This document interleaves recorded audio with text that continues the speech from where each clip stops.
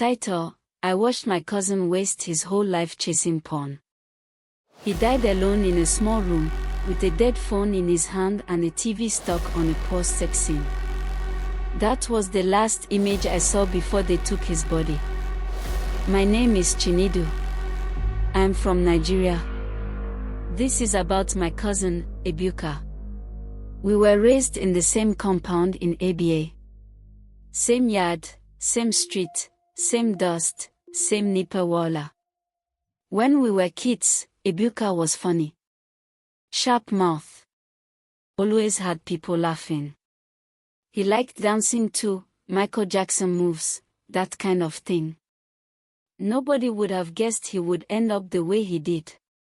Things started to change when we were about 13 or 14. One of our neighbors, Chuka, brought a memory card from school filled with porn videos.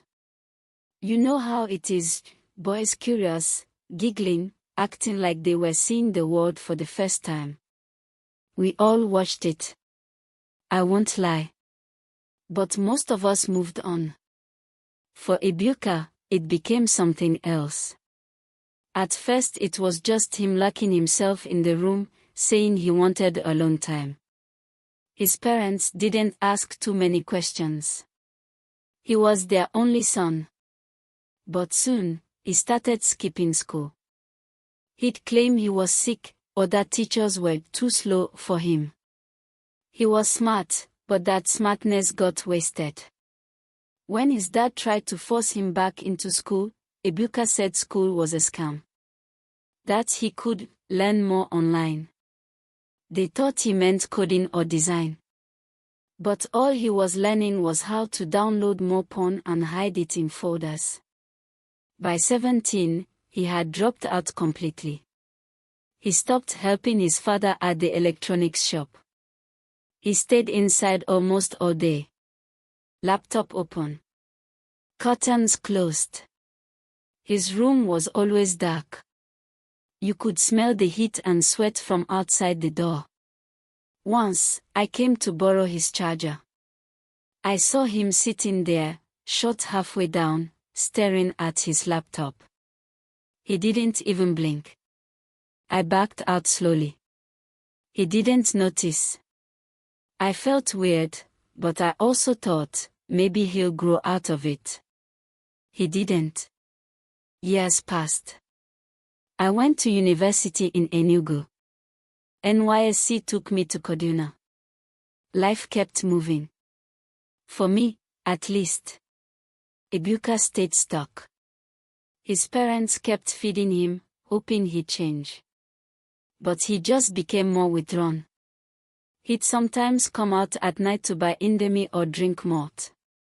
That's all he ate, apparently. He stopped going to church. Stopped picking calls.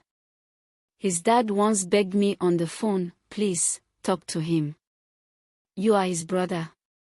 So when I came back from NYSC, I went to visit. I knocked on his door. He opened it slowly. I almost didn't recognize him. He looked older than me, even though I was the older one. Eyes red, face dry. No shirt. Room hot, air stuffy. I stepped in. Big mistake. The smell hit me first. Sweat, noodles, something else I couldn't place. Like something stale. His mattress was on the floor, no bedsheet. The ceiling fan was spinning slowly, barely doing anything. The TV was on. A porn video was playing. He didn't bother to pause it. He just said, "Guy. Long time like everything was normal." We talked. Or rather, I listened. He rambled. He said he didn't need real girls anymore, that porn was peaceful, no drama, no stress. He said he had learned how to control himself and didn't believe in marriage. Why suffer for one woman when I can have all of them in my phone? I asked if he had plans. He laughed. Plans for what? To go and beg some ogre for 50k job.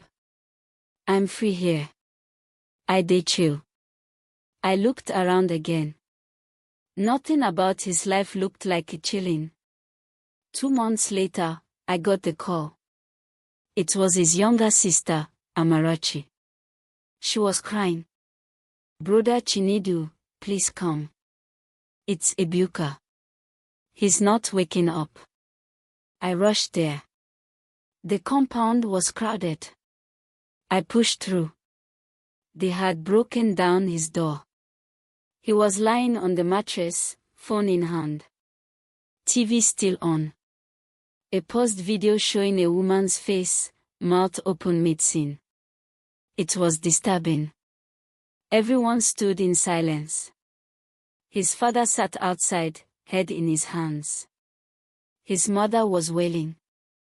The doctor said it was probably a seizure or something with his heart. He hadn't eaten properly in days. He had barely moved. His body was weak. He had stopped talking to everyone. Even his phone had no credit. No data. No life. He died alone. With nobody beside him. Only a screen. After the burial, I couldn't sleep well for weeks. I kept thinking about his face. That last day I saw him. How he smiled but his eyes looked lost. I wondered if I should have done more. Dragged him out. Yelled at him. Taken his phone. Anything. But how do you help someone who doesn't want help? How do you fight something they've built their whole world around? Now, when I see young boys talking about no stress life, about girls are problems, about just chill and enjoy, I get scared. Because I've seen where it ends. Not always as dramatic.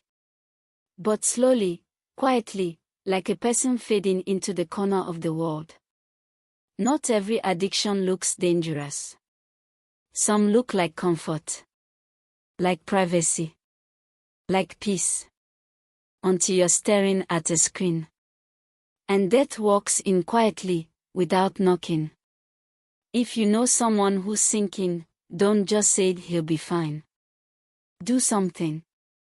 Say something. Pull them out. Even if they fight you. Even if they hate you. Because sometimes, silence kills faster than anything else. Ask ChatGPT.